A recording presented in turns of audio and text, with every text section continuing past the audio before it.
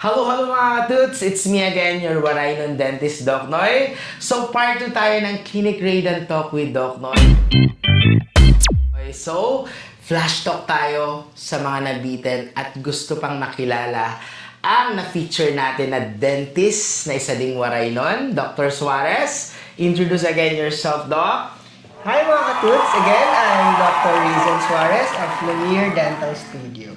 So, ready ka naman sa ating flash talk? Yeah, sige. Okay. Happiness or chocolate? Happiness. Best time for happiness. Morning. Nakatayo or nakaupo? Nakatayo. Nice. Ang galing mo mag-dentist, nakatayo ka. Kasi ako nakaupo ako, Dok eh. Lights on or lights off? Lights on. Okay, that's good, Doc. So, ito na ang pinaka, serious question na sa inyo. Sa'yo pala, I mean. So, ilang years ka ng dentist? So, I've been practicing dentistry since 2022. So, around 4 years na rin. Okay, so saan ka graduate? Just like you, Doc. In Central Escolar University. Actually, parang nagkaabutan pa tayo, Doc, sa Yes. CEU. Actually, right? Parang nakikita ako pa kita dun sa- graduate na ikaw kapapasok mo lang sa Yes. CEU. Yes, Doc. Yep, at good to see you again na nagpa-practice ka na rin ng dentistry Yes, ngayon. nice to see you nice again. to see you. Kung hindi ka dentist, ano ka? Mayroon ka bang ibang profession na inisip before dentistry or purely dentistry agad? I guess, vet med. So, why dentist ang naging profession mo right now? Actually, that was suggested to me by my sister. Wow! Yeah. So, yung classmate ko, si Queenie Suarez. Shout out sa'yo dyan, Queenie Suarez. Ayan, na isang pharmacy na rin, na licensed pharmacist na graduate din ng Central Escolar University. Ayan. So, ilang years na tong clinic mo? Actually, mag-1 year pa lang this coming March. Okay, so ilang chair nyo dito sa clinic? As of now, we have 1 chair and we're looking forward. Hopefully, the soonest makapag-expand na tayo. Yes, actually, dyan din naman ako nag-start sa isa lang. Ngayon, yung mga clinic ko is 2 na yung chair. So, ganun naman talaga ang practice. We want an improvement from time to time and we want challenges. So, claim it lang, Doc. And, ilan ang dentist na nag-duty dito sa clinic mo? Currently, isa pa lang.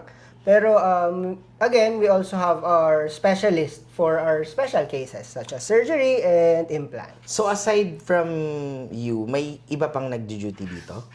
Wala. So ikaw lang talaga ang nagjo-duty dito sa clinic? Yes. Okay, at least malinaw, Doc. So range of your patient per day? Around 5 to 10. Pero siguro, mas marami kasi kapag weekends. Yes, actually, dun din kami. Kaya nga yung Saturday and Sundays namin, duty kami, yung iba na wiwirdohan. Bakit? Sunday may duty pa rin. Actually, nakaset kami dun sa mga off ng mga nag-work na makapag-visit sa clinic. Kaya yung day off ko personally is Monday. Nakapag-day off ako after 11 years na, Doc. Ay, after 9 years, I mean. So, ngayon lang ako nagde-day off 2 years pa lang. So,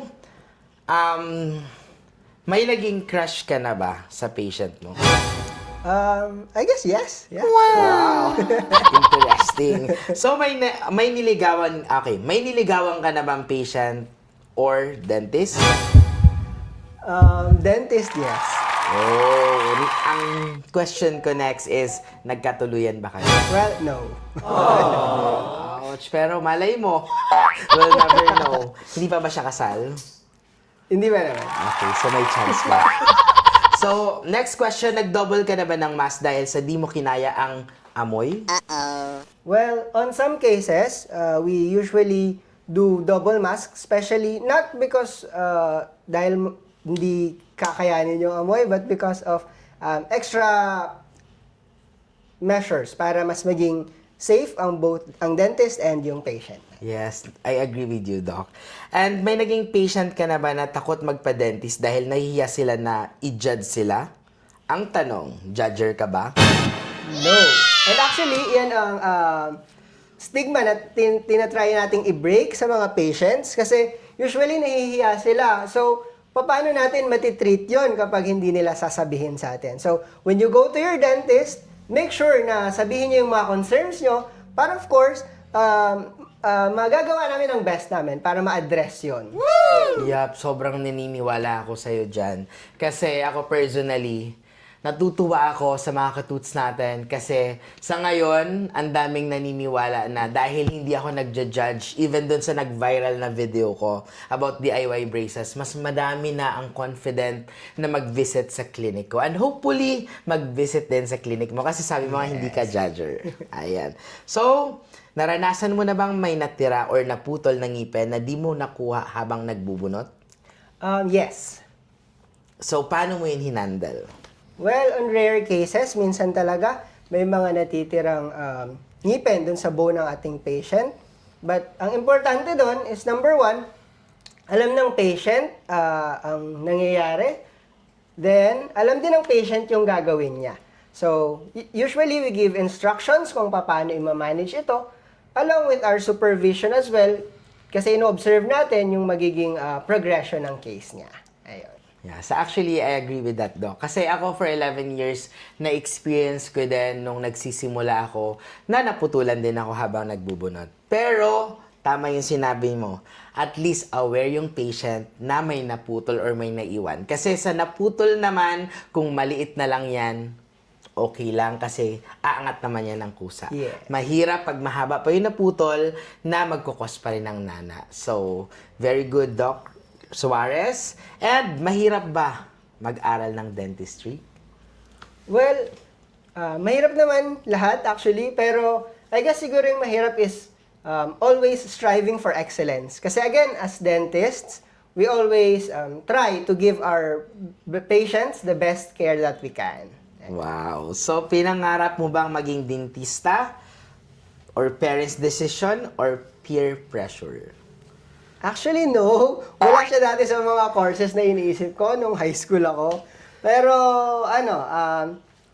yun, nung nag-entrance exam na ako, my sister suggested it to me. So, I said, okay. Wala namang pressure or anything. Nag-suggest lang din yung ate ko. So, at least, naging dentista ka ngayon. So, masasabi mo bang worth it maging dentista or magkaroon ng sariling clinic? Yes, definitely. Very fulfilling din kasi as a dentist na makita mo na yung patient is mas nagiging confident and na-restore natin yung kanilang smiles. Yes, Ayun. I agree with that, Doc. Kasi yun talaga yung pinakamasarap sa feeling. Yung mga pasyente na nakikita mong naka-smile paglabas ng clinic mo. Yes, Doc. Exactly. Yung parang nakikreate natin kasi dentistry is an art, right? Yes. So, pag nakita nila na ang ganda ng gawa ni Dr. Suarez, so, talagang ang sarap sa feeling. Di ba, Doc? Yes, Ayan. Doc. So, rate 1 to 10 regarding sa financial freedom as dentist or owner. Currently, I'm at 7 because I'm still using the money to reinvest into the clinic para mas lalo pa itong mapalago. Ayan. That's great, Doc. So, that's the mindset. Misconception as dentist. Na mahal lagi ang magpa-dentist. Yeah, yun. Isa yun din sa stigma na binibreak natin. Kasi again, kapag well-maintained naman yung ngipin natin, it doesn't cost much. Pero kapag napapabayaan natin, dun usually na nagiging mahal yung mga treatment. Kasi syempre, mas complicated yung treatment kapag mas mga complicated din yung cases ng ngipin natin. 100% agree ako dyan, Doc. Yung tipong dapat per pasta lang kasi maliit pa lang yung sira, pero nauuwi sa dalawang option na lang, root canal treatment or bunot na yung root canal times 5 or times 7 dun sa presyo ng pasta. Tama ba ako, Yes, Doc? Doc. Ayan. So, next is, may worst scenario ka na ba na naranasan as dentist or sa patient mo? Well, so far, I guess yung worst pa lang naman is yung mga kids na nagwawala, I guess.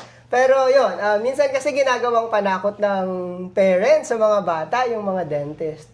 So yun, isang advice lang, wag nyo kaming gawing panakot para kapag napupunta yung mga kids sa amin, mas magiging cooperative sila sa treatment. Yes, tama yan, Doc. Sobrang agree ako dyan. So, what can you say sa mga aspiring dentist dyan?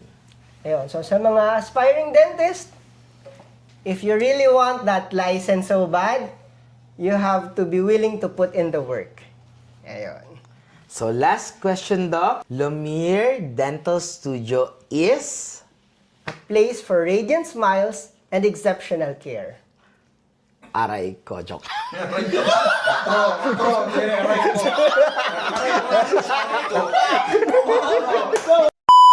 Okay, last question. Lumiere Dental Studio is... A place for radiant smiles, exceptional care. So mga katuts, mas lalo nyo nakilala si Dr. Suarez, isang Waraynon dentist na may clinic dito sa Cubao. So inaanyayahan ko kayo mga katuts, kung malapit kayo dito sa Cubao, Quezon City, book your appointment. Just message their social media or Facebook page. So again, our Facebook page is Lumiere Dental Studio, or you can also type Lumiere Dental QC. Thank you, and don't forget to smile! Aray ko. No. Aray ko.